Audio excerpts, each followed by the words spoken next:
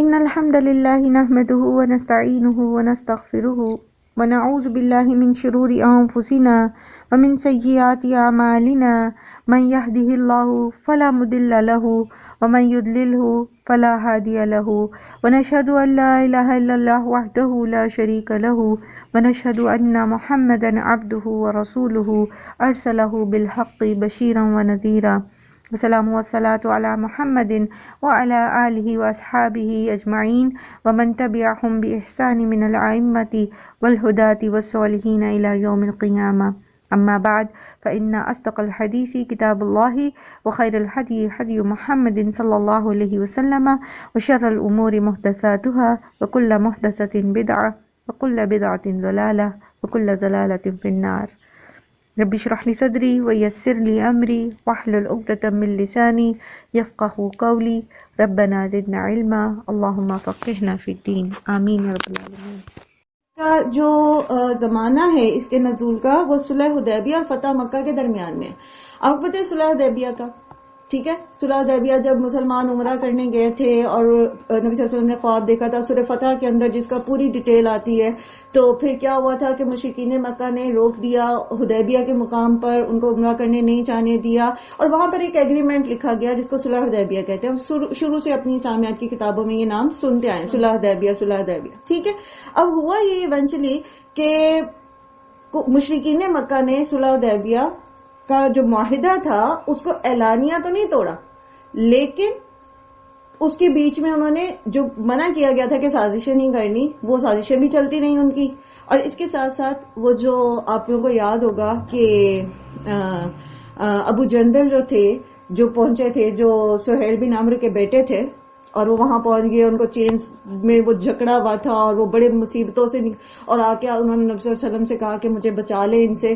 تو آپ صلی اللہ علیہ وسلم نے کہا کہ ہم یہ شک لکھ چکے ہیں کہ اگر مکہ سے کوئی آئے گا مدینہ بنا لینے تو ہم اسے واپس کر دیں گے. سہیل نے کہا کہ اس کو مجھے واپس کر دیں، وہ بیٹا تھا اس کا، اس نے کہا مجھے واپس کر دیا. آپ صلی اللہ علیہ وسلم نے ان کو واپس کر دیا. اب ہوا یہ کہ وہ وہاں نہیں رکے، ابو جندل جو تھے وہ بھاگ کے تو مدینہ کے قریب ایک بستی تھی وہاں چلے گئے.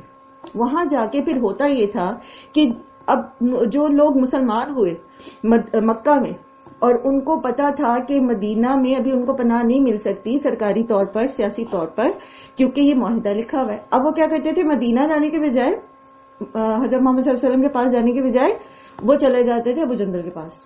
اب وہاں پہ بن گیا ایک جتھا، ایک مسلمان، ایسے مسلمانوں کا جو ستائے ہوئے تھے مشرکین مکہ کے ہاتھوں. اب جو مشرکین مکہ کا قافلہ وہاں سے گزرتا تھا یہ پھر اس سے چھیڑخانی کرتے تھے. یہ جو گروہ بن گیا پورا، یہ پھر ان کو تنگ کرتے تھے، کسی کو لوٹ لیا، کسی کو کچھ کیا، کسی کو کچھ طرح سے. اب کیا ہوا، یہ مشرکین مکہ خود ہی آگے کہ جی ان کو بلا لیں اپنے پاس، ٹھیک ہے، یہ ہمارے قافلوں کو جو ہے وہ چھیڑخانی کرے. تو یوں کرتے کرتے کچھ ایسے صورتحال ہوئی کہ پھر جو ہے وہ پتہ یہ لگ گیا کہ اب یہ معاہدہ جو ہے یہ آگے چلنے والا نہیں ہے. تو یہ جو صورت ہے اس کے اندر دو واقعات کی خاص تذکرہ آپ کو ملے گا. ایک یہ کہ جب آپ صلی اللہ علیہ وآلہ وسلم نے، جب یہ بریچ آف ایگریمنٹ ہو گیا، صلح حدیبیہ کا معاہدہ جو ہے وہ ٹوٹ گیا، تو آپ صلی اللہ علیہ وسلم نے خفیہ طور پر مکہ پر چڑھائی کی پلاننگ شروع کر دی تاکہ اب یہ ڈسپیوٹ جو ہے، یہ جھگڑے جو ہیں یہ ختم ہو، ٹھیک ہے.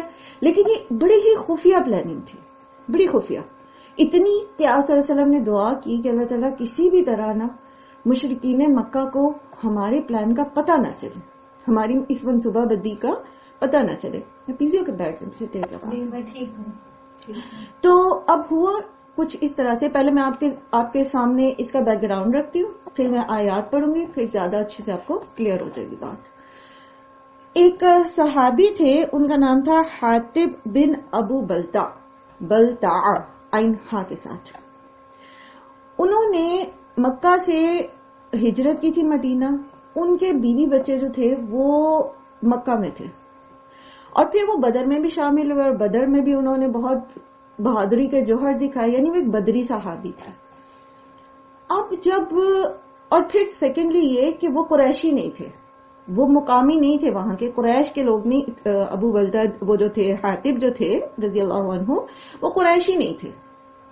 انہوں نے ایک قریشی کی پناہ لی ہوئی تھی اور پتہ پہلے زمانے میں کیا ہوتا تھا، جو لوکل نہیں ہوتے تھے، باہر سے آتے تھے، تو وہ کسی نہ کسی کی پناہ لیتے تھے. ابھی بھی عرب میں یہی ہوتا ہے.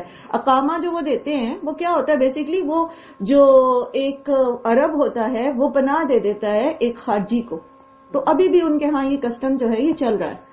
تو اب ہوا یہ کہ اب یہ آگے مدینہ، بیوی بچے پیچھے اکیلے تھے مکہ میں، اور کس کے ڈسپوزل پر تھے، کس کے کن کے پاس وہ خطرے میں تھے؟ مشرکین مکہ جو قریش تھے.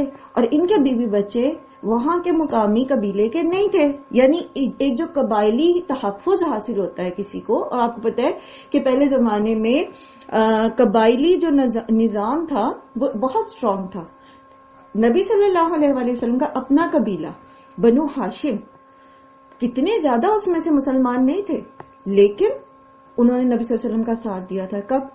شب ابی طالب میں، جب 3 سال ان کو محصور کیا گیا. تو پورے بنو ہاشم نے نبی صلی اللہ علیہ وسلم کا ساتھ دیا، حالانکہ سارے مسلمان نہیں تھے، زیادہ تر نان مسلم تھے، لیکن ساتھ انہوں نے نبی صلی اللہ علیہ وسلم کا دیا تھا. ایسے ہی ٹھیک ہے، اللہ یہ کہ جنہوں نے دشمنیاں نبھائی سو نبھائی، جیسے وہ ابو لہب وغیرہ تھے. اچھا، اب ہوا یہ کہ حاطب جو تھے نا، انہیں پتا چلا کہ چڑھائی ہونی ہے مکہ پہ، پلاننگ کی جا رہی ہے مکہ پر حملہ کرنے کی.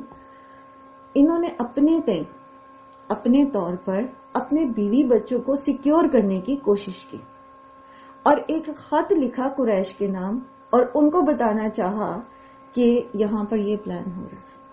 مسلمان کیا پلان کر رہے تھے کہ سڈن جا کے ان کو پکڑ لیں مکہ، ان کو تیاری کا موقع نہ ملے، کیونکہ وہ ہر دفعہ ہمیشہ ایک زیادہ مضبوط پوزیشن میں ہوتے تھے نا تیاری میں. بدر میں بھی، احد میں بھی، احزاب میں بھی ان کے پاس اسلحہ بھی تھا، ان کے پاس افرادی قوت بھی تھی. تو نبی صلی اللہ علیہ وآلہ وسلم چاہتے تھے کہ ان کو تیاری کا موقع نہ ملے، جا کے ان کو بے خبری میں پکڑ لیں. انہوں نے کیا، حضرت حاطب نے وہ رقہ لکھ کے، ایک عورت آئی ہوئی تھی مدینہ، قریشی عورت، فور سم ریزن کہتے ہیں کہ کچھ مالی امداد لینے آئی تھی کسی سے، لیکن بہرحال وہ عورت آئی ہوئی تھی، اس کو دیا کہ تم یہ قریش کے سرداروں تک پہنچا دو. اور اس کے بدلے انہوں نے قریش کے سرداروں سے یہ ریکویسٹ کی کہ ان کے بیوی بچوں کو کچھ نہ کہا جائے، ٹھیک ہے، ان کو پروٹیکٹ کرنے کے لیے. اب اللہ کے رسول صلی اللہ علیہ وآلہ وسلم نے دعا کر رکھی تھی اللہ تعالیٰ سے پہلے کہ پتہ نہیں چلنا چاہیے ان کو، تو پھر کیسے پتہ چل سکتا تھا، ٹھیک ہے نا. پھر کیا ہوا، اللہ تعالیٰ نے نبی صلی اللہ علیہ وآلہ وسلم کو بتا دیا کہ اس طرح سے ایک عورت کے ذریعے یہ جو ہے نیوز آپ کی بریک ہونے والی ہے. مسند احمد کی ایک روایت ہے کہ حضرت علی رضی اللہ تعالیٰ عنہ سے نے فرمایا کہ مجھے زبیر اور مقداد، یہ 3 صحابی، حضرت علی، حضرت زبیر اور حضرت مقداد، ان تینوں کو اسائن کی نبی صلی اللہ علیہ وسلم نے ڈیوٹی کہ آپ جاؤ اور فلاں جگہ پر وہ عورت ہوگی جو ایک سانڈنی پر سوار ہے، تو اس کے پاس یہ رکا ہے تو لے کر آؤ. اب جب یہ گئے، بہرحال اسے تفتیش کی، ایک بہت ساری متواتر کے درجے پر احادیث موجود ہیں، بہت زیادہ ساری احادیث اس واقعے پر موجود ہے. میں آپ کو صرف احادیث میں سے اس کو سم اپ کر کے واقعہ سنا رہی ہوں. تو بہرحال وہاں گئے، اس عورت سے تھوڑی سختی سے تفتیش کی، پہلے تو وہ مان نہیں رہی تھی، پھر بہرحال مان گئی اور وہ رکا دے دیا، اور پتہ چل گیا کہ یہ حضرت حاطب کی طرف سے لکھا گیا. اب حضرت حاطب کی پیشی کی گئی، وہاں پر نبی صلی اللہ علیہ وسلم کے سامنے بلایا گیا کہ بھئی یہ کیا کیا تم نے. اب سمجھنے کی بات کیا ہے کہ یہ جاسوسی تھی بیسیکلی، اور یہ اپنی اسٹیٹ کے خلاف بغاوت کے زمرے میں آتا ہے. اس کی سزا کیا ہوتی ہے؟ قتل. آپ ڈسکلوز کر رہے ہیں اپنی اسٹیٹ کا سب سے بڑا راز، تو آپ بغاوت کر رہے ہیں، آپ جاسوسی کر رہے ہیں دشمنوں کی، تو سزا قتل، ٹھیک ہے. لیکن اللہ کے رسول صلی اللہ علیہ وآلہ وسلم نے ان کو موقع دیا، ان کو سنا. انہوں نے اللہ کے نام سے شہادت دی کہ میرے ایمان میں کوئی مسئلہ نہیں ہے، میرا دل اس بات پہ راضی ہے، میں منافق نہیں ہوں، میں مشرک کافر نہیں ہوں، میں مسلمان ہوں سچا. صرف اس وجہ سے کہ میرے بیوی بچے محفوظ رہیں تو میں نے یہ کام کیا ہے. میں نبی صلی اللہ علیہ وسلم کی نبوت پہ بھی راضی ہوں، میں اللہ پر بھی ایمان رکھتا ہوں، میرے ایمان میں کوئی شک نہیں. تو آپ صلی اللہ علیہ وآلہ وسلم نے ان کی اس بات کو مان لیا، ان کے اس ایکسکیوز کو مان لیا. حضرت عمر، جیسا کہ آپ سب کو پتا ہے کہ وہ بڑے غصے والے تھے، انہوں نے کہا کہ اس کو تو مجھے چھوڑے، میں اس کو قتل کر دوں، اس منافق کو، اس نے یہ حرکت کیا کی ہے. تو تو آپ صلی اللہ علیہ وسلم نے کہا نہیں تم نے سنا نہیں کہ وہ کیا کہہ رہے ہیں، اور پھر تمہیں نہیں پتا کہ بدر کے جو صحابی، آپ پتا جو بدری صحابہ ہیں ان کا کتنا بڑا مقام ہے، اتنا کہ اللہ کے رسول صلی اللہ علیہ وسلم نے فرمایا کہ ہو سکتا ہے اللہ تعالیٰ ان کے آگے پیچھے کے سارے گناہ معاف کرتے ہیں. اتنا، کیونکہ یہ وہ لوگ تھے جو اس وقت لڑے جب اسلام بالکل کمزور تھا. اور کس کے خلاف لڑے تھے؟ اپنے ہی بھائیوں کے خلاف، اپنے ہی باپ کے خلاف، اپنے ہی بھتیجے کے خلاف، اپنی چاچا کے خلاف. تلواریں آمنے سامنے تھیں، اپنا بھائی بھائی کے سامنے تھا. تو ان کا بڑا مقام. تو اللہ کے رسول صلی اللہ علیہ وسلم نے ان کا یہ ایکسکیوز مان لیا. ٹھیک ہے. بہرحال اب ان آیات کو پڑھتے ہیں. دوسرا جو اس میں ذکر آئے گا انشاءاللہ وہ بھی صلح حدیبیہ ہی سے ریلیٹڈ ہے، کہ صلح حدیبیہ میں ایک شک جس کا بھی ذکر کیا تھا میں نے، کہ جو مرد مسلمان جو آئیں گے مسلمان ہو کر، وہ اگر مشرکین مکہ ان کو واپس ڈیمانڈ کریں گے تو ان کو واپس کرنا پڑے گا. مسلمانوں کو ان کافروں کو جو نو مسلم ہوں گے ان کو واپس کرنا پڑے گا، اسٹیٹ کافروں کو. اب یہاں پر دیکھیے نبی صلی اللہ علیہ وسلم کی حکمت کہ جو اسٹیٹمنٹ لکھی گئی ہے نا، یوزلی جو اسٹیٹمنٹس لکھی جاتی ہے نا تو مذکر کا صیغہ استعمال ہوتا ہے، مؤنث کا خاص ہو تو مؤنث استعمال ہوتا ہے. ادروائز جیسے ہم بھی بات کرتے ہیں تو ہم کیا کہتے ہیں جب ایک جگہ پر مرد اور عورتیں بیٹھے ہوں تو ہم کیا کہتے ہیں؟ آپ چائے پیئیں گے. اب یہ تو نہیں کہتے نا آپ چائے پیئیں گی. مرد بھی بیٹھے عورتیں بھی بیٹھی ہیں تو آپ کہتے ہیں آپ چائے پیئیں گے. تو یوزلی مذکر کا صیغہ استعمال ہوتا ہے. تو انہوں نے اس چیز کو جب سہیل لکھوا رہا تھا اپنا ایگریمنٹ صلح حدیبیہ کا، حضرت علی لکھ رہے تھے، تو اس چیز کو بادر نہیں کیا کہ اس کو کلیئر کیا جائے، اور اس نے صرف مذکر کا صیغہ لکھوا دیا. اب جو عورتیں مسلمان ہوتی تھیں نا مکہ میں، وہ جب آ جاتی تھیں مدینہ میں، تو جب ان کو ڈیمانڈ کیا گیا تو معاہدہ رکھ دیا گیا ان کے سامنے کہ دیکھیں جی آپ نے تو مذکر کہا ہے، مرد آئیں گے تو ہم واپس کر دیں گے، عورتیں مسلمان ہو کے آئیں گے تو ہم مکلف نہیں ہیں. اب یہ نئی شکنی ہم ڈال سکتے، کیونکہ یہ جو معاہدے لکھے جاتے ہیں نا، کبھی آپ کو اتفاق ہوا ہو کوئی بھی ایگریمنٹ لکھنے کا تو اس میں ہر چیز کو کلیئر کیا جاتا ہے. بہر اللہ سبحانہ تعالیٰ نے یہ بتانا تھا اور یہ سمجھانی تھی چیزیں ہمیں. قرآن ایک ایسا سمندر ہے حکمت کا، یہ آپ کو زندگی کی ایک ایک پہلو پر حکمت سکھاتا ہے اگر ہم اس سے حکمت کے موتی چننا چاہیں. اگر نہیں تو پڑھتے جائیں تفسیریں اور ڈھیر لگا دیں تفسیریں پڑھ پڑھ کے، اور اس کو بھی پڑھ لیں اور اس کو بھی پڑھ لیں، فائدہ کوئی نہیں. تو یہ بہرحال یہ چیزیں ہم ساتھ ساتھ انشاءاللہ العزیز سیکھتے جا رہے ہیں الحمدللہ. اب میں آیات پڑھوں گی اور آپ نے یہ سارا کانٹیکسٹ جو ہے وہ ذہن میں رکھنا ہے. پھر ان خواتین کا جہاں سے ذکر آئے گا تو وہاں پر پھر ہم وہ جو بیعت اللہ تعالیٰ نے کہا ان عورتوں سے لینی ہے پھر ہم اس کو بھی ڈسکس کریں گے انشاءاللہ. اعوذ باللہ من الشیطان الرجیم، بسم اللہ الرحمن الرحیم.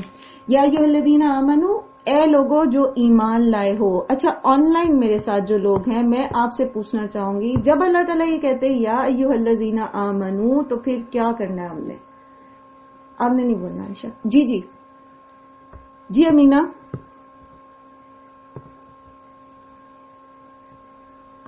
ہم آپ کا ویٹ کریں، جلدی سے مائک آن کر کے بتا دیجیے. یا ایھا الذین آمنوا سے مراد ہم سب ہیں، اس وقت کے لوگ بھی اور آج کے لوگ بھی، سب کو مخاطب کیا گیا ہے. حضرت ابن مسعود کا ایک کال میں نے آپ کے ساتھ شیئر کیا تھا شروع سے جب سے ہم قرآن جی میں بتاؤں. جی جی بتائیں نیما. جی انہوں نے کہا تھا کہ جہاں پہ یا ایھا الذین آمنوا آ جاتا وہاں آپ نے چکنے ہو جانا ہے، کیونکہ یہاں اللہ تعالیٰ ہمیں ڈونٹس اینڈ ڈوز کا حکم دے رہے ہیں اور وہ آپ کے لیے فائدہ مند ہوں گے اور نقصان دہ بھی ہوں گے، مطلب دونوں کو آپ نے بہت غور سے سنا ہے. اللہ تعالیٰ، میں دوبارہ دہراتی ہوں، اس کو پلے سے باندھ لیں اپنے. حضرت عبداللہ بن مسعود کہتے ہیں کہ جہاں آتا ہے رضی اللہ عنہ، جہاں آتا ہے یا ایھا الذین آمنوا فوراً چکنے ہو جائیں. اللہ تعالیٰ آپ کو یا تو وہ بات بتانے لگے ہیں جس کے کرنے میں آپ کا فائدہ ہے، یا وہ بات بتانے لگے جس سے رک جانے میں آپ کا فائدہ ہے. تو سراسر آپ کے فائدے کی بات پتہ چلنے لگی ہے تو اب ذرا کانشیس ہو کے سنیں. اللہ تعالیٰ کہہ رہے ہیں یا ایھا الذین آمنوا، اے لوگوں جو ایمان لائے ہو. یعنی اللہ تعالیٰ مجھ سے بھی کہہ رہے ہیں، آپ سے بھی کہہ رہے ہیں، ان سے بھی کہہ رہے ہیں، یہ سب جو لوگ ہیں ہمارے ساتھ ان سے بھی کہہ رہے ہیں، تا قیامت جتنے مسلمان ہوں گے مومن ہوں گے سب کو اللہ تعالیٰ یہ کہہ رہے ہیں. کیا کہہ رہے ہیں؟ لا تتخذوا عدوی وعدوکم اولیاء، نہ تم بناؤ اپنے اور میرے دشمنوں کو دوست. تلقون الیہم بالمودہ، تم ڈالتے ہو ان کی طرف دوستی کا پیغام. وقد کفروا بما جاءکم من الحق، اور حالانکہ تحقیق وہ انکار کر چکے اس چیز کا جو تمہارے پاس آیا حق میں سے. یخرجون الرسول و ایاکم، انہوں نے نکال دیا تمہیں اور رسول صلی اللہ علیہ وآلہ وسلم کو. کیوں؟ ان تؤمنوا باللہ ربکم، کہ تم اپنے رب اللہ پر ایمان لے آئے. صرف اس وجہ سے تمہیں تمہارے گھروں سے، اور سب سے بڑی بات کہ اللہ کے رسول صلی اللہ علیہ وآلہ وسلم کو ان کے شہر سے نکال دیا صرف اس وجہ سے کہ تم اللہ پر ایمان لائے. That was the reason. کوئی کسی سے جائیداد نہیں مانگ رہا تھا، کوئی کسی کو قتل نہیں کر رہا تھا، کوئی کسی کی کوئی اور حق پہ ڈاکہ نہیں ڈال رہا تھا. صرف اللہ کے رسول صلی اللہ علیہ وآلہ وسلم کا کیا پیغام تھا؟ ایک اللہ پر ایمان لے، میری رسالت کو مان لو، جو تمہیں اچھی باتیں بتائی جا رہی ہیں ان کو فالو کرو. تو صرف اس بات پر انہوں نے وہاں سے مکہ سے نکال دیا. ان کنتم خرجتم جہادا فی سبیلی، اور اگر ہو تم نکلے جہاد کے لیے میرے راستے میں، وابتغاء، اور چاہتے ہو مرضاتی میری رضا، تو سرون الیہم بالمودہ، تم چھپا کر بھیجتے ہو ان کی طرف دوستی کا پیغام. اب وہ پورا واقعہ آپ کے ذہن میں ہے نا؟ آیات سمجھ آ رہی ہے؟ ٹھیک ہے. اللہ تعالیٰ فرما رہے ہیں کہ اے ایمان والو، تم اپنے اور میرے دشمن کو دوست نہ بناؤ، تم ان کی طرف دوستی کا پیغام بھیجتے ہو، حالانکہ وہ تمہیں اور رسول صلی اللہ علیہ وسلم کو ان کے گھر سے نکال چکے صرف اس وجہ سے کہ جو حق تمہارے پاس آیا تھا وہ اس کو ماننا نہیں چاہتے تھے. تم اللہ پر ایمان لائے تھے، تم اللہ کی توحید کا اقرار کر رہے تھے، ان کو شرک پسند تھا صرف اس وجہ سے. اور جب میرے راستے میں جہاد کے لیے نکلنا ہے، تم نے پتہ مکہ کے لیے جا رہے تھے نا، تو تم ان کی طرف دوستی کے پیغام بھیج رہے ہو. اب یہ وہ اس خط کی طرف اشارہ ہے نا. وَأَنَا أَعْلَمُ، اور بے شک میں جانتا ہوں، اور میں جانتا ہوں، خوب جانتا ہوں، بِمَا أَخْفَيْتُمْ وَمَا أَعْلَنْتُمْ، جو کچھ تم چھپاتے ہو اور جو تم ظاہر کرتے ہو. وَمَن يَفْعَلْهُ، اور جو کوئی ایسا کرے گا مِنْكُمْ تم میں سے، فَقَدْ ضَلَّ سَوَاءَ السَّبِيلِ، تو وہ سیدھے راستے سے ہٹ گیا. دو چیزیں ہمیں اس میں سمجھ آتی ہیں. پیچھے بھی بارہا اللہ سبحانہ وتعالی نے سورہ آل عمران میں بھی ہم نے پڑھا، اللہ تعالیٰ فرماتے ہیں کہ یا ایھا الذین آمنوا لا تتخذوا الذین اتخذوا دینکم ہزوا ولعبا، پھر یا ایھا الذین آمنوا لا تتخذوا اليہود والنصارى اولیاء، پھر اسی طرح اور بھی دیگر مقامات اللہ تعالیٰ فرماتے ہیں یہود و نصارہ سے دوستی نہ کرو، دلی لگاؤ نہیں کرو ان سے، صرف یہ کہ تم ان کے شر سے بچ سکو اتنا کہ تم کر سکتے ہو، ان کے ساتھ معاہدے کر سکتے ہو، دلی دوستی نہیں ہوگی. مومنوں کو چھوڑ کر کافروں سے دوستی نہیں کرنی. یہ اصول اللہ تعالیٰ نے ہمیں دے دیے انفرادی طور پر بھی، یعنی میں ہوں، آپ ہیں، ہمیں پریفرنس کس کو دینی ہے؟ ایمان والوں کو، ٹھیک ہے. اور نیشنل لیول پر، انٹرنیشنل لیول پر بھی جو مسلم کنٹریز ہیں ان کو کس کا ساتھ دینا چاہیے؟ مسلم کنٹریز کا، نہ کہ وہ نان مسلم کے ساتھ دوستانے گانٹھیں اور مسلم کنٹریز کے اوپر انویڈ کرے، ان کے اوپر حملے کرے. ٹھیک ہے. تو یہ اصول اللہ تعالیٰ نے ہمیں دے دیا کہ آپ دوستی صرف اس سے کریں گے. دوستی سے مراد ہوتی ہے، دوستی سے مراد یہ نہیں کہ آپ کسی کے ساتھ اچھا سلوک نہیں کر سکتے، کسی کافر کے ساتھ آپ اچھا سلوک نہیں کریں گے، نارمز میں رہیں گے آپ، معروف تو آپ ہر ایک کے ساتھ کریں گے. آپ کے پڑوسی ہیں، ہندو ہیں، عیسائی ہیں، تو آپ ان کے ساتھ اچھا سلوک کریں گے، ان کی رسپیکٹ کریں گے، ان کی چیزوں کی، ان کی جو پراپرٹی ہے، ان کی گاڑی باہر کھڑی ہے، ان کا گھر ہے، اس کی آپ اس کو نقصان نہیں پہنچا سکتے. لیکن جہاں معاملہ پھر خیر خواہی بھی کریں گے، وہ بیمار ہیں، آپ عیادت کرنے جائیں گے، ان کے ہاں کوئی فوتگی ہو گئی ہے، آپ اپنی سروسز پیش کر سکتے ہیں، سب کچھ کیا جا سکتا ہے. لیکن جو دلی تعلق ہے، دلی تعلق کیسے افیکٹ کرتا ہے؟ پیچھے ہم چکے اس موضوع کو پڑھ چکے، لیکن آپ لوگوں کے ساتھ چونکہ پہلا انٹریکشن ہے، جو لوگ یہاں موجود ہیں، تھوڑا سا میں اس کو تفصیل سے بتا دیتی ہوں. دلی تعلق کا مطلب کیا ہے؟ کہ دلی تعلق، اب آپ ہیں، یوزلی ہمیں یہاں پر یہ چیزیں فیس نہیں کرنی پڑتی، لیکن جو لوگ ایسے معاشروں میں رہتے ہیں جہاں پر مختلف ادیان کے لوگ رہتے ہیں، جیسے امریکہ سے بھی ہمارے ساتھ لوگ یہاں پر ہیں، اور اسی طرح مختلف علاقوں میں جیسے سندھ میں ہندو کافی زیادہ ہیں، اسی طرح یہاں حسن ابدال میں سکھ کمیونٹی ہے، بہت زیادہ ہے، اور اسی طرح ٹیکسلا میں سکھ کمیونٹی ہے زیادہ، پھر اسی طرح کرسچن یوزلی ہوتے ہیں ارد گرد ہمارے، آپ کے کالج یونیورسٹیز میں پڑھتے ہیں، آپ کے پڑوس میں ہوتے ہیں. تو جو دلی دوستی ہوتی ہے وہ کیسی ہوتی ہے کہ آپ ہر کام ان کے ساتھ مل کے کرتے ہیں. وہ کرسمس مناتے ہیں، آپ بھی وہ کیک کھا رہے ہیں، آپ ان کو کیک، وہ آپ کو کیک بھیج رہے ہیں، آپ کھا رہے ہیں. یہ چیز جائز نہیں. ان کے جو ریلیجس جو ان کے مذہبی جو رسومات ہیں جو آپ کے مذہب سے کنٹراڈکٹ کرتی ہیں، اس کے مخالف ہیں، وہ آپ نہیں کر سکتے. ٹھیک ہے.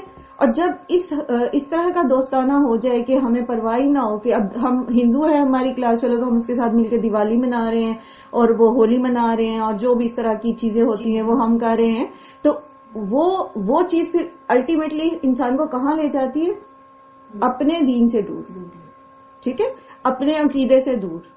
پھر ایک وقت آتا ہے کہ آپ ان کی آئیڈیالوجیز کو، ان کے نظریات کو بھی ایکسپٹ کرنا شروع کر دیں، اور وہ پھر آپ کے دماغ میں کوشچن مارک ہونے شروع ہو جاتے کہ اچھا واقعی ایک ہی اللہ ہے، واقعی ایک ہی خدا ہے. یہ جیسے ہندوؤں نے جو ہیں وہ بیسیوں بنا رکھے ہیں وہ ہے.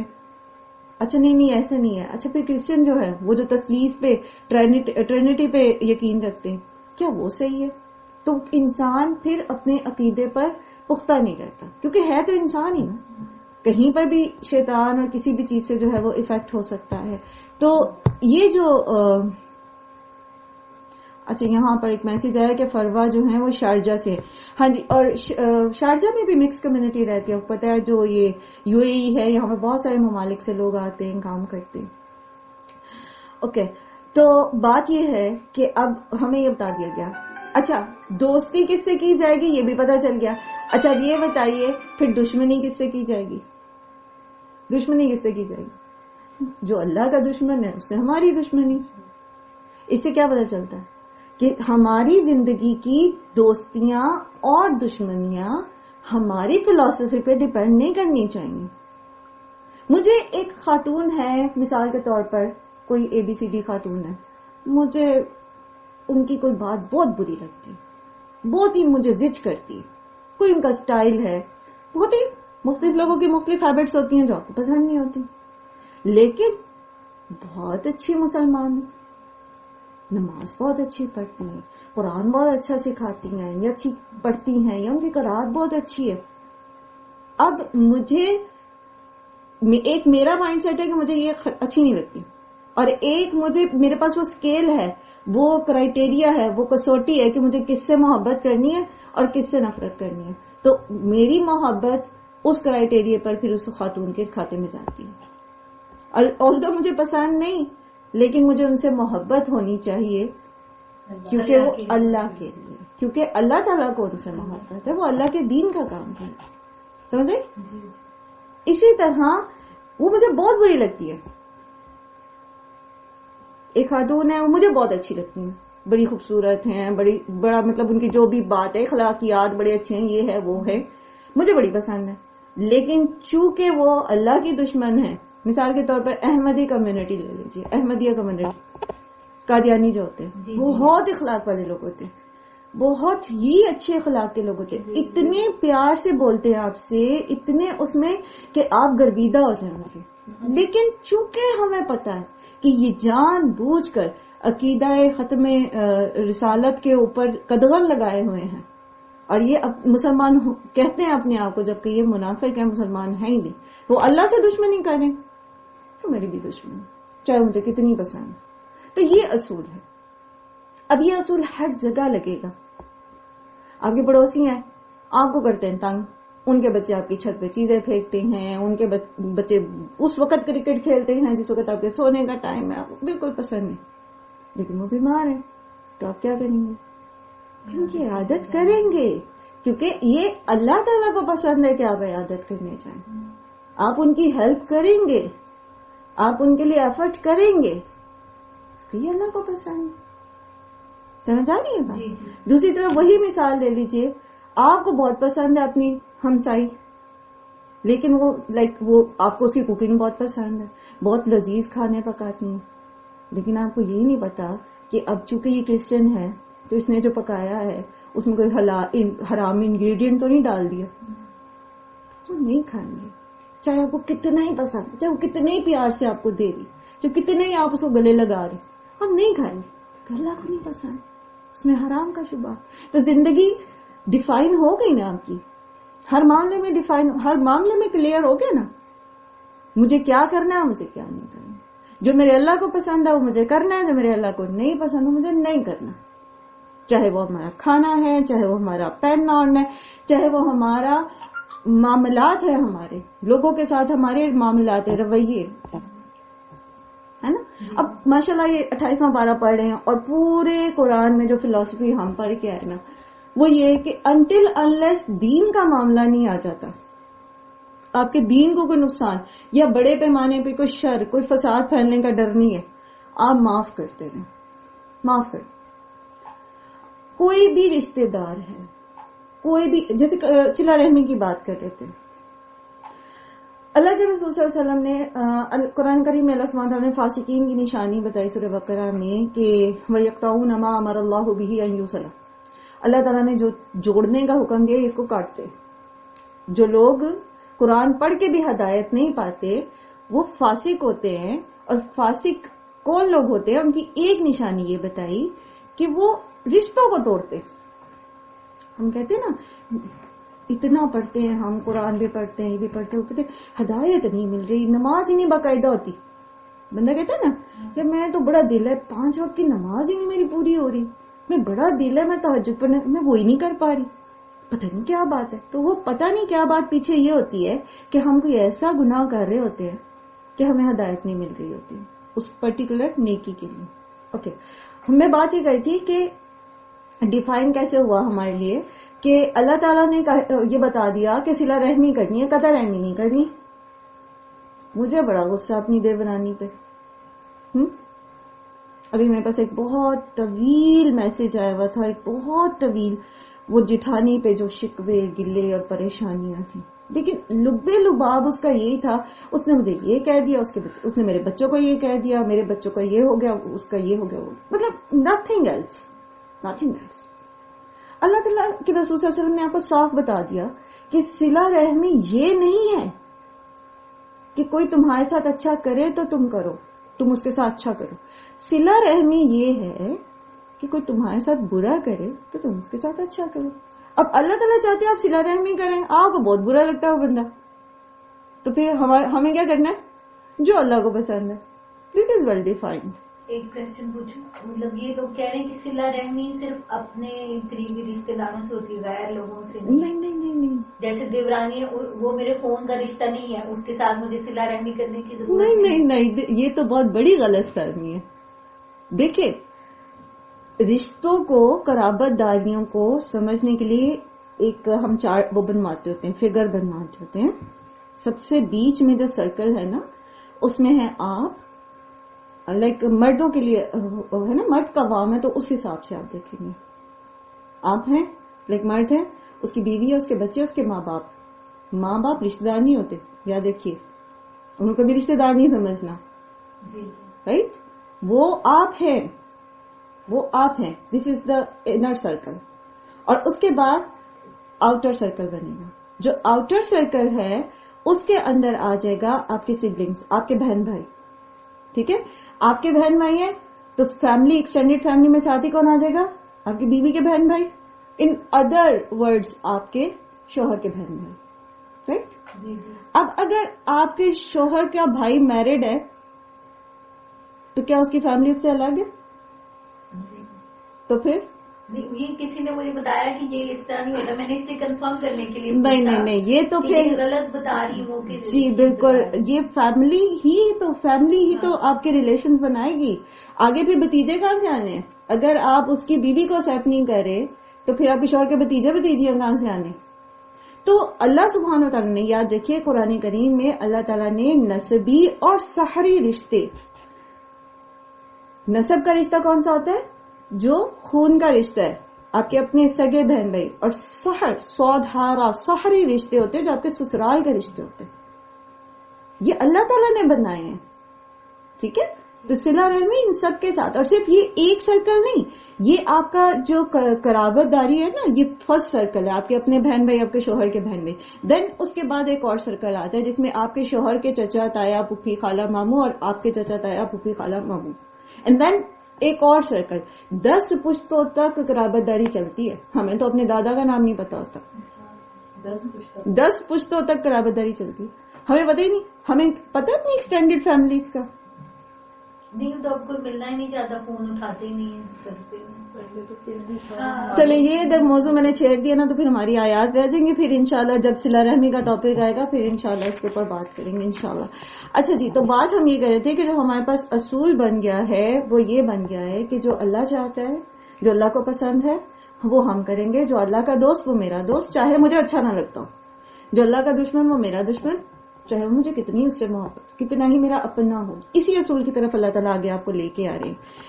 اللہ تعالیٰ فرما رہے ہیں نیکسٹ آیت میں, آیت نمبر 2, ان یثقفوکم, اگر وہ پالیں تمہیں, یکون لکم اعداء ویبسطوا الیکم ایدیہم والسنتہم بالسوء, تم ان کی طرف دوستی کا ہاتھ بڑھا رہے ہو. ان کا یہ حال ہے کہ اگر وہ تمہیں پالیں تو وہ تمہارے دشمن بن جائیں گے اور وہ اپنے ہاتھ تمہاری طرف بڑھائیں گے. وَأَلْسِنَتَهُمْ, اور اپنی زبانیں, بِالسُّوءِ, برائی کے ساتھ. وَوَدُّوا, اور وہ چاہیں گے, لَوْ تَكْفُرُونَ, کہ تم کفر کرو. ود کہتے ہیں, ود کہتے ہیں, واو دال دال ود, اس محبت کو جو دل سے ہوتی ہے. اللہ سبحانہ تعالیٰ کا اسم ہم نے پڑھا الودود, ٹھیک ہے, دلی چاہت, ایکسٹریم لو, بہت زیادہ چاہت, تو میرے دلی چاہت ہے یہ. تو اللہ تعالیٰ یہ فرما رہے ہیں کہ تم ان سے دوستیاں کرتے ہو, تم نے اپنا پلان بریک کیا ان کے سامنے, اپنے اللہ کے رسول صلی اللہ علیہ وسلم کا. حالانکہ ان کا یہ حال ہے دشمنی میں کہ اگر وہ تم پہ قابو پا لیں گے نا تو وہ اپنی ہاتھوں اور زبانوں سے تمہیں اس وقت تک زج کرتے رہیں گے, اتنی تمہیں اذیت دیں گے جب تک کہ تم کفر نہ کر بیٹھو. جب تک اپنا دین نہیں چھوڑ دو گے نا وہ تم سے راضی نہیں ہوں گے. لن تنفعکم ارحامکم ولا اولادکم, ہرگز فائدہ نہیں دیں گی تمہیں تمہاری رشتہ داریاں اور نہ ہی تمہاری اولادیں, یوم القیامت, قیامت کے دن. اب انہوں نے کیا کیا تھا, ابو بلتا نے کیا, حضرت حاتب نے کیا کیا تھا, اپنی فیملی کو بچانے کے لیے کیا تھا نا. تو اللہ تعالیٰ صاف بتا رہے ہیں کہ تمہاری اولادیں اور تمہارے رشتہ دار قیامت میں کچھ کام نہیں آئیں گے. اور بارہا ہم اس ٹاپک کو پڑھ کے آئے کہ قیامت کے دن کوئی کسی کے کام نہیں آئے گا, کوئی کسی کے کام نہیں آئے گا. دنیا میں چاہے کوئی کیسے ہی آپ سے محبت کا تعلق رکھتا ہو, وہ جیسے اس میں آتا ہے نا سورہ معارج میں کہ قیامت کے دن مجرم جو ہے وہ چاہے گا کہ اس کی ماں, باپ, بیٹے, بیوی, کنبہ قبیلہ, وہ کنبہ قبیلہ جو اس کو پناہ دیتا تھا, اور زمین بھر سونا, یہ کیا ہو گیا, رشتہ دار اور مال, وہ بھی فدیے میں دے دے تو اللہ تعالیٰ قبول نہیں کریں گے. کوئی مطلب انسان جو ہے وہ چاہے گا یہ میرا بچہ, جس کی خاطر ہم دنیا میں مائیں کیا کہتی ہیں, جی بچے چھوٹے ہیں نماز نہیں پڑھنے دیتے, کام بہت ہوتے ہیں. مثال دے رہی ہوں, صرف جتا نہیں رہی عائشہ, صرف ایک مثال دے رہی ہوں. ہاں ایسا ہوتا ہے نا, یوزلی یہی ہوتا ہے. اب ماں کو کہیں دعوت دیتے ہیں انہیں کہ جی آپ پڑھنے آئے, یہ بچے بہت چھوٹے ہیں, بچوں کے کام, گھر کے کام ہی نہیں ختم ہوتے. تو کیا ہے, قیامت کے دن نہ اس گھر نے کام آنا ہے نہ ان بچوں نے کام آنا ہے, الا یہ کہ ان کی تربیت ہم اس نہج پہ کر کے اس دنیا سے جائیں کہ یہ ہمارے لیے صدقہ جاریہ بن جائے. ادروائز کوئی کام نہیں آئے گا. تو کیسے ہم اپنے بچوں کو ان کی تربیت کریں گے جب ہمیں خود ہی نہیں پتا, جب ہم نے خود ہی علم حاصل نہیں کیا تو بچوں کی تربیت کیسے کریں گے؟ ان کو پھر ہم آئیں بائیں شائیں سنائیں گے, میری دادی ایسے کرتی تھی, میری نانی نے یہ کیا, میری امی یہ کرتی تھی. حتیٰ کہ میں آپ کو ایک چھوٹی سی مثال سے وضاحت کرتی ہوں, اگر آپ تھوڑا سا غور کریں. غسل حیض ہر عورت کو کرنا ہوتا ہے. میجورٹی لوگوں کی, خواتین کی, جن کو ہم سکھاتے ہیں پڑھاتے ہیں, غسل حیض نہیں آتا, مسنون طریقہ نہیں آتا. وہ جی کلمے پڑھنے ہوتے ہیں اور وہ یوں پاک کرنا اپنے آپ کو اور یوں پاک کرنا. جی کیسے پتا, وہ میری امی نے بتایا تھا. امی کو کس نے بتایا تھا؟ نانی نے بتایا تھا. نانی کو کس نے بتایا تھا؟ ان کی بھابھی نے بتایا تھا. نانی, دادی, دادا, پھپھو, they are not the source of the knowledge. علم کا منبع وہ نہیں ہے, علم کا منبع قرآن و سنت ہے. تو جب ہم وقت ہی نہیں نکالتے دین سیکھنے کے لیے, صحیح چیز سیکھنے کے لیے, تو آگے ہم وہی سکھا جائیں گے. ریفرنس کیا دیں گے آپ اپنی بیٹی کو؟ تمہاری نانی نے مجھے یہ بتایا تھا. وہ وہی کرتی رہے گی ساری, آگے وہ اپنی بچیوں کو وہ سکھائے گی, تو وہ صدقہ جاریہ تو نہ بنی نا پھر ہمارے لیے. تو ہمیں خود جب تک سالڈ نالج نہیں ہوگا, صحیح پتہ نہیں ہوگا علم کا, تو ہم عمل نہیں کر سکیں گے, اور نہ ہم اپنی اولاد کی تربیت ویسی کر سکیں گے. ایک اور چھوٹی سی مثال سے سمجھانے کی کوشش کرتی ہوں. جھوٹ گناہ کبیرہ ہے, پتہ سب کو ہوتا ہے, ٹھیک ہے, بولتے بھی سب ہے. ہم اپنے بچوں کہتے ہیں جھوٹ نہیں بولنا, بہت غلط بات ہے. کہتے جی اچھا کیسے, کہاں لکھا ہوا ہے, کل تو ابو نے مجھے یہ کہا تھا. آج کل بچے کہتے ہیں ایسے, کہہ دیتے ہیں صاف. تو آپ کیا بتائیں گے کہاں لکھا ہوا جھوٹ بولنا ہونا, کہاں کیسے پتہ چلتا ہے کہ جھوٹے پر اللہ کی لعنت ہے, لعنت اللہ علی الکاذبین, اگر آپ کے پاس ریفرنس نہیں. تو اگر ہم ریفرنس اپنے آپ کو بنائیں اور بچے کو بتائیں گے کہ جھوٹ بولنا غلط ہے, کیوں, ماما نے بتایا تھا, تو کہ ماما تو خود جھوٹ بولتی. تو جب آپ نے یہ بتائیں گے کہ یہ اللہ کا حکم ہے, میرے سے بھی غلطی ہو رہی ہے, میں بھی اس کو اوور کم کرنے کی کوشش کر رہی ہوں, میری بھی یہ کوشش ہے کہ میں جھوٹ نہ بولوں, آپ نے بھی نہیں بولنا. لیکن جب ہمیں خود پختہ علم ہوگا ہمارے پاس, تو ہم بچے کو ایسے گائیڈ کریں گے نا. میرے بچے چھوٹے تھے تو ان کی ٹیچر کہتی ہے جھوٹ بولیں گے نا تو زبان کالی ہو جائے گی. تو گھر آیا میرے پاس, کہتا ہے ماما جھوٹ بولنے سے زبان کالی ہوتی ہے, ان کا نہیں ہوتی. کہتا ہاں ہم بھی سب بچے نا بول بول کے پھر ایک دوسرے کی زبانیں دیکھ لیتے, کسی کی بھی کالی نہیں ہوئی. تو وہ تو پھر بچہ جھوٹ پہ اور شیئر ہو جائے گا, چلو بھائی میرا جھوٹ شاید پکڑا نہیں گیا تو میری زبان کالی نہیں ہے. تو آپ نے بچے کو ایک برائی سے روکنا ہے, جب تک آپ اس کو ایک سالڈ ریزن نہیں دیں گے, جب تک آپ اس کو صحیح علم کے ساتھ نہیں بتائیں گے, تب تک وہ عمل نہیں کرے گا. تو بات یہ ہے نا کہ ہم جب تک صحیح علم حاصل نہیں کریں گے ہمیں پتہ نہیں چلے گا اللہ تعالیٰ کن چیزوں سے راضی ہوتا ہے, کن چیزوں سے ناراض ہوتا ہے. اگر ہم اپنے پاس سے بچوں کو ثواب اور گناہ بتاتے رہیں گے اور وہ ہے نہیں, اور وہ ساری زندگی اسی کو ثواب اور اسی کو گناہ سمجھتے رہیں گے, تو وہ فائدہ نہیں ہے نا پھر ان چیزوں کا. بہرحال اللہ تعالیٰ یہاں فرماتے ہیں کہ تمہاری رشتہ داریاں اور تمہاری اولادیں تمہارے کام نہیں آئیں گی قیامت کے دن. یفصل بینکم, فیصلہ کر دے گا تمہارے درمیان. واللہ بما تعملون بصیر, اور جو کچھ تم عمل کرتے ہو اللہ تعالیٰ اس کو خوب دیکھنے والا ہے. اب اس کا سینیریو جو ہے وہ وہی ہے جو سارا آپ کو میں نے واقعہ سنایا نا, کہ اب اپنی تم نے اولاد کو بچانے کے لیے, اپنی بیوی کو بچانے کے لیے, رشتہ داروں کو بچانے کے لیے تم نے اتنا برا اقدام کیا, قیامت کے دن یہ تمہارے کچھ کام نہیں آئیں گے. ٹھیک ہے, اور اللہ تعالیٰ کو پتا ہے جو تم کر رہے ہو. انہوں نے تو بڑا چھپا کے بھیجا تھا, لیکن اللہ تعالیٰ نے اس کو ڈسکلوز کر دیا. تو یہ جو ہم نے پڑھا اسماء الحسنی میں, جب ہم نے سیکھا البصیر, تو میں نے دیکھا کہ اللہ تعالیٰ دیکھتے ہیں نا, تو اللہ تعالیٰ کا دیکھنا کیسا ہے. ایک روایت کے مطابق اللہ تعالیٰ کیسے دیکھ لیتے ہیں, سیاہ رات میں سیاہ پتھر پر سیاہ چونٹی کے چلنے سے جو نشان بنتا ہے نا, اللہ تعالیٰ اس کو بھی دیکھ لے. ٹھیک ہے, حضرت لقمان نے سورہ لقمان میں اپنے بیٹے کو نصیحت کرتے ہوئے کیا کہا تھا کہ اگر آسمان میں, اور آسمان جب ہم پڑھتے ہیں, ہم جب کہتے ہیں آسمان, تو اس کا مطلب کیا ہے, پوری کائنات. آسمان یہ نہیں جو صرف ہمیں نظر آ رہا, پوری کائنات. ٹھیک ہے, 110 بلین لائٹ ایئر ڈایامیٹر ہے اس کا, جو ابھی تک ناسا نے ڈسکور کیا. اس میں کہیں رائی کے دانے برابر بھی چیز ہوگی نا, اور اس زمین کے اندر کہیں پر بھی, کتنی بڑی زمین ہے, اتنی بڑی ہے کہ اگر زمین کی مثال آپ ایک گیند سے لیں, فٹ بال سے, اور اپنی مثال آپ ایک باریک شارپ پینسل لیں اور اس کی شارپ سے ٹپ کر کے اس کے اوپر ایک ڈاٹ لگا دیں. ٹھیک ہے, تو بندے کی اور زمین کی مثال یہ کہ وہ ڈاٹ نظر آئے گا اس فٹ بال کے اوپر لگا ہوا نہیں, تو انسان کی کوئی اوقات نہیں ہے. تو اس زمین کے اندر کہیں ایک رائی کا دانہ تم چھپاؤ کسی چٹان کی کھو کے اندر, اللہ تعالیٰ اس کو بھی دیکھتے ہیں, اس کو بھی نکال کے لے آئیں گے.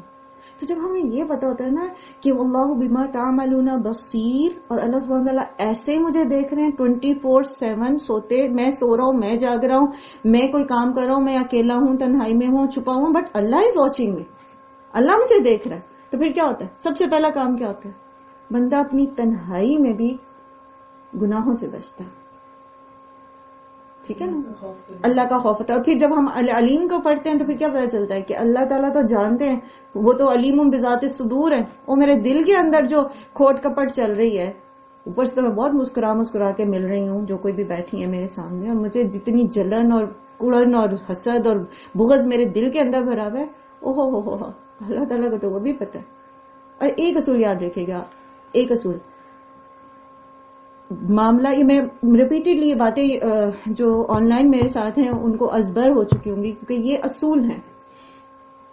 اصول یہ ہے کہ آپ معاملہ کسی سے بھی کریں، آپ اپنے شوہر سے معاملہ کریں، جو بھی آپ کے معاملات ہیں، آپ کے بچے ہیں، آپ کی ساس ہیں، مارکیٹ میں ہیں آپ دکاندار سے معاملہ کریں، اگر آپ سیلر ہیں آپ بائر سے، گاہک سے معاملہ کریں، آپ سرکاری ملازم ہیں آپ آنے والے وزٹر سے معاملہ کریں. کہیں بھی جہاں دو بندوں کا معاملہ ہوتا ہے وہ اصل میں دو بندوں کا معاملہ نہیں ہوتا. ہم کہتے ہیں نا حقوق العباد ہیں، تو یہ اصل میں عباد کا معاملہ نہیں ہوتا. ہر معاملہ اللہ اور بندے کا ہوتا ہے. آپ اپنے شوہر کے ساتھ معاملہ کر رہی ہیں نا، لیکن وہ معاملہ اصل میں آپ کا اور اللہ کا ہے. سمجھ آئی بات؟ آپ آنےسٹ ہیں، اپنے شوہر کے ساتھ آنےسٹ ہے نا، ٹھیک ہے، آپ ایماندار ہیں، آپ جیسے اللہ کے رسول صلی اللہ علیہ وسلم نے بتایا کہ شوہر کے مال کی حفاظت کرتی ہیں، اس کے پیچھے عزت کی حفاظت کرتی ہیں، اس کے بچوں کی اچھی تربیت کرتی ہیں. کس کے لیے کر رہی ہیں آپ؟ شوہر کو راضی کرنے کے لیے. کس کا حکم ہے شوہر کو راضی رکھے؟ اللہ کا. اصل معاملہ آپ کا اور اللہ کا ہے. اب اگر آپ اوپر سے یہ سارا کچھ کر رہے ہیں لیکن اندر آپ کے بغض ہے، حسد ہے، کینہ ہے، آپ راضی نہیں ہیں، تو اللہ تعالیٰ صرف ظاہر کو نہیں دیکھیں گے، ہسبینڈ تو ظاہر کو دیکھیں گے کہ اللہ تعالیٰ نے جب اجر دینے کا باری آئے گی نا تو پھر اندر اور باہر دونوں کو کیلکولیشن ہو جائے گی. لیکن سم ٹائمز ایسے بھی ہوتا ہے نا کہ غصہ بھی ہو جاتا ہے. دیکھیں اگر آپ کو غصہ ہے نا اور آپ غصے پہ قابو پا لیتی ہیں، دس is good. This is good کہ آپ غصے پہ قابو پائے ہوئے ہیں اور آپ برا نہیں منہ سے نکال رہی، تو یہ تو اچھی بات ہے. اللہ تعالیٰ نے خود بتایا کہ جو مومن ہوتے ہیں وہ کاظمین الغیظ ہوتے ہیں، وہ عافین عن الناس ہوتے ہیں.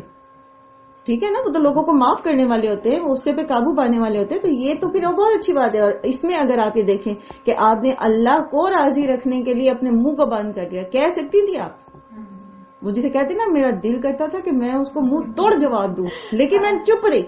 اب وہ چپ کیوں تھی آپ؟ یا تو اس لیے کہ پتا تھا کہ ساس اماں پاس بیٹھی ہیں، میں نے جواب دیا تو میری پکڑ ہونی ہے، یا پھر یہ کہ میرے اللہ نے منع کیا. اب یہ اندر کا معاملہ آپ کا اور اللہ کا ہے. تو اللہ تعالیٰ جانتے ہیں کہ آپ کیوں چپ رہے. کریڈٹ آپ لے لیں گے کہ میں چپ رہے، لیکن جو الٹیمیٹ معاملہ ہے تو اللہ تعالیٰ کے ساتھ ہمیں اس کا اجر ملتا ہے جو مطلب ہماری نیت ہوتی. جیسے میں چپ رہتی ہوں بہت ساری جگہوں پہ، ٹھیک ہے کہ مطلب جواب دینا مجھے اچھا نہیں لگتا، اب اس وقت بندے کو یہ یاد نہیں ہوتا کہ میں اللہ کے لیے کر رہی ہوں. یہ یاد رکھنا ہے. ہاں یہ بات بھول جاتی ہے. یہ یاد رکھنا ہے. دیکھیں میں آپ کو بڑا ہی آسان کلیہ قاعدہ بتاتی ہوں. اسلام اتنا پریکٹیکل دین ہے، یہ کہیں پر بھی آپ سے وہ ڈیمانڈ نہیں کرتا جو آپ کر نہیں سکتے. آپ کو اللہ کو راضی کرنے کے لیے کسی پہاڑ پہ نہیں چڑھنا پڑتا، آپ کو اللہ کو راضی کرنے کے لیے ایک ٹانگ پہ کسی چشمے میں کھڑا نہیں ہونا پڑتا، آپ کو اللہ کو راضی کرنے کے لیے کسی درخت کے ساتھ الٹا لٹکنا نہیں پڑتا. آپ نے اللہ کو راضی کرنا ہے اس دنیا میں رہتے ہوئے، اپنی فیملی، اپنے ہسبینڈ، اپنے بچوں، اپنے سسرال کے بیچ میں رہتے ہوئے. کرنا کیا ہے؟ صرف جو بھی آپ کام کرتے ہیں نا پیچھے اپنی نیت اللہ کو یاد رکھنا ہے. جیسے ابھی آپ نے کہا نا کہ اس وقت اللہ یاد نہیں ہوتا، اللہ کو یاد رکھنے. کل ہم یہی سیکھ رہے تھے نا اس میں کہ نیت میں ہم نے ہمیشہ یہ یاد رکھنا ہے کہ میں نے یہ کام اللہ کی رضا کے لیے کرنا ہے. آپ روز کھانا پکاتی ہیں، کوئی دن ایسا آپ کھانا پکاتی ہوں، نہیں بھی پکاتی تو منگا کے کھلاتی ہوں گی، پکاتی ہیں نا؟ جی جی. تو وہ نہ کرہن پکاتی ہیں.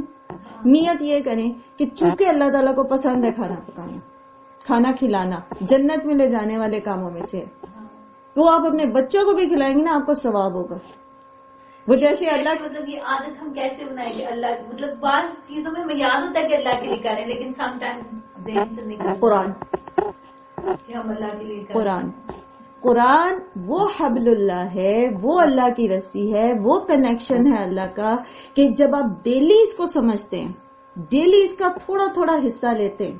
دیکھیں میں کل یا پرسوں ہم بات کر رہے تھے اسی طرح، کیونکہ اب یہاں پر عائشہ کا بھی نیا ہمارے ساتھ جوائن کیا، آپ نے بھی نیا جوائن کیا، آن لائن بھی شاید کچھ نئے لوگوں نے ہمیں جوائن کیا کل، کیونکہ گروپ میں بات ہو رہی تھی. تو ہمارا we are composed of two things, ہم دو چیزوں کے بنے ہوئے ہیں. ایک ہے ہماری باڈی، یہ گوشت پوست کی، ٹھیک ہے، اور ایک ہے ہماری سول، ہماری روح. دونوں کو زندہ رہنا ہے تو صحیح کام ہوگا. جسم کو زندہ رکھنے کے لیے ہم اس کو خوراک دیتے ہیں، دیتے کہ نہیں؟ دیتے نا, دن میں 3 ٹائم کھاتے ہیں, پھر شام کی چائے بھی پیتے ہیں, اس کے ساتھ سنیکس بھی کھاتے ہیں. بعض لوگ بڑی مطلب اچھے ہوتے ہیں, بڑے کام کرتے ہیں, تو وہ 10 بجے صبح کو بھی چائے پیتے ہیں, کوئی ساتھ چلو کچھ بچا ہوا ہے ناشتہ ہی کھا لیا دوبارہ, یا کچھ اور کچھ, ہاں ٹھیک ہے, پھر اس کے بعد سوتے ہوئے دودھ کا 1 گلاس پی لیا. کیوں؟ اس جسم کو انرجی دینے کے لیے 4 سے 5 دفعہ کھاتے. یہ جسم جو کہ اللہ تعالیٰ نے مٹی سے بنایا ہے, ٹھیک ہے, اسی زمین سے آپ کو بتایا کہ قرآن کریم میں 3 سے 4 جگہ پر تفصیلاً آیا کہ زمین مٹی سے جو ہے آدم علیہ السلام بنائے گئے تھے. تو چونکہ انسان بیسکلی مٹی سے بنا ہے, اور ہماری جو اپنی باڈی بھی ہے نا, اگر آپ اس کا کیمیکل اس کا انالیسس کریں تو اس کے جو کمپوننٹس ہیں, جو اس کی اجزاء ترکیبی ہیں ہماری جسم کے, یہ باڈی کے ہڈیاں اور پٹھے, گوشت اور سارا خون وغیرہ, تو یہ آلموسٹ وہی بنتا ہے 80% کاربن اور فاسفورس اور چیزوں کی جو مٹی کی ہوتی, سوئل کی ہوتی ہے. ٹھیک ہے, تو اللہ تعالیٰ نے اس کی خوراک کا انتظام سوئل سے کیا, زمین سے کیا.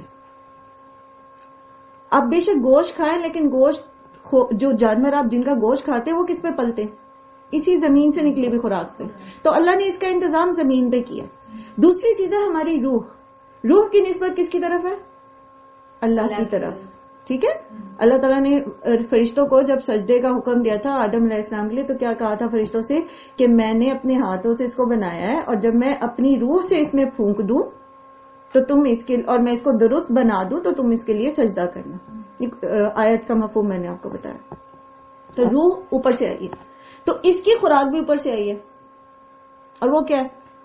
قرآن کریم. وہی کہاں سے آتی ہے؟ اوپر سے آتی, نازل ہوتی ہے. اللہ تعالیٰ فرماتے ہیں قرآن کریم کے بارے میں کہ اِنَّا أَنزَلْنَاهُ فِي لَيْلَةِ الْقَدْرِ, یہ نازل ہوا ہے.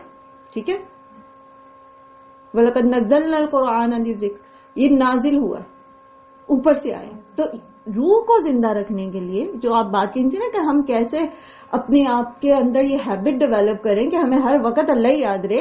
مطلب وہ کھانے کا تو یہ ہوتا ہے کہ احمد یہ کھائے گا اس کے لیے پکا لوں, وہ یہ کرتا ہے, مطلب وہ اس وقت اللہ ذہن میں نہیں آتا. وہی میں آپ کو بتانے لگی ہوں, وہ کیوں نہیں آتا؟ کیونکہ ہماری جو روح ہے نا وہ نرشڈ نہیں ہے پراپرلی, ہم اس کو غذا نہیں دیتے, وہ زندہ نہیں ہوتی, وہ بیمار ہوتی ہے. آپ اپنے جسم کو خوراک نہیں دیں, ایک دن آپ ایک ٹائم کھانا کھائیں یا نہ کھائیں کھانا تو لتھارجک ہو جائیں گے نا. اسی طرح جب ہماری روح کو ڈیلی بیسس پر خوراک نہیں ملتی, یہ والی قرآن کی جو فلسفی ہے, جو میسج ہے, وہ نہیں ملتا نا, تو ہماری روح لتھارجک ہو جاتی ہے, کمزور ہو جاتی ہے. آپ کا جسم جب لتھارجک ہو جاتا ہے آپ کیا کرتے ہیں؟ لیٹ جاتے ہیں. سینسز کام کرتی نہیں کرتی نا. تو روح جب لتھارجک ہو جاتی ہے نا, تو سمجھنا روح کی سینسز نہیں کام کرتی. جب روح کی سینسز کام نہیں کرتی تو وہ کیسے پھر اس چیز کو ریئلائز کرے گی, اس بات کو سمجھے گی کہ اس وقت مجھے نیت کیا کرنی ہے. کیونکہ نیت تو دل میں ہے نا, روح کا کام ہے نا, جسم کا کام تو نہیں ہے. جسم تو گرپ کرتا ہے, گرپ کرانا کس نے؟ وہ روح نے کرانا. بات سمجھ رہی ہیں؟ تو یہ کانشیسنیس جو آپ چاہ رہی ہیں نا کہ آپ کے اندر آ جائے کہ آپ گھر کی جھاڑو لگائیں نا, آپ اپنا واش روم دھوئیں, آپ کو ثواب مل سکتا ہے. صفائی اللہ کو پسند ہے. صفائی اللہ کو پسند ہے. میں کیوں مجھے نہیں پسند باتھ روم دھونا, میں کیوں دھوؤں؟ میں اللہ کو پسند ہے. پاکی کا خیال رکھنا ہے مجھے. آپ اپنے گھر میں رہتے ہوئے, اپنے گھر کے کام کرتے ہوئے ڈھیروں اجر کما سکتے ہیں. اور بونس کیسے؟ لگا رہی ہیں جھاڑو, آپ ویکیوم کر رہی ہیں, تسبیح پڑھتی جائیں, کھانا پکا رہی ہیں, درود شریف پڑھتی جائیں, یہ بونس ہے. جتنا آپ اللہ کا ذکر زبان سے کریں گے, کانشیس ہو کے کہ مجھے اس وقت یہ پڑھنا ہے, اس وقت. جب ہماری کلاس سٹارٹ ہوتی ہے تو ہم یوزلی بچوں کو, خواتین کو یہ ٹپ دیتے ہیں اس چیز کے لیے کہ آپ مختلف جگہوں پر مختلف تسبیحات یا اذکار لکھ کے لگا لیں. مثال کے طور پر آپ کا کچن ہے جہاں آپ کوکنگ کرتی ہیں, اور آپ کو پتہ ہے آپ نے روٹی پکانی, سالن پکانا ہے, تو آپ نے آدھا پونا گھنٹہ یہاں کھڑے ہونا ہے. تو آپ جو اوپر جگہ ہے چولہے کے اوپر, وہاں کوئی تسبیح لکھ کے لگا دینا, سبحان اللہ و بحمدہ سبحان اللہ العظیم. اب آپ کی نظر پڑتی رہے گی نا اس کے اوپر. ویسے تو آپ بھول جاتے, دماغ شیطان جو ہے وہ اور باتوں کی طرف لے جائے گا, بھول جائیں گے. لیکن اگر وہ لکھی بھی ہوگی سامنے تو پھر کیا ہوگا؟ وہ یاد آ جائے گی. ٹھیک ہے, اسی طرح آپ کچن میں برتن دھوتی ہیں تو سنک کے اوپر جو جگہ ہے وہاں ایک اور ذکر لگا دیں لکھ کے، لا الہ الا انت سبحانک انی کنت من الظالمین. اسی طرح اپنی بیڈ روم میں جو آپ کی کبرڈ ہے اس کے اوپر لگا دیں، کہیں پر بھی مختلف اذکار لکھ کے لگا لیں جہاں آپ کا ٹائم اسپینڈ ہوتا ہے. تو جب آپ وہ ذکر کریں گی تو آپ کو اللہ یاد آئے گا. اس کے ساتھ ہی فوراً ہی اگر فون کال آ گئی تو آپ غیبت نہیں کریں گے، ابھی تو میں اللہ کا ذکر کری تھی، میں غیبت کروں. ٹھیک ہے. تو بہرحال یہ ٹپس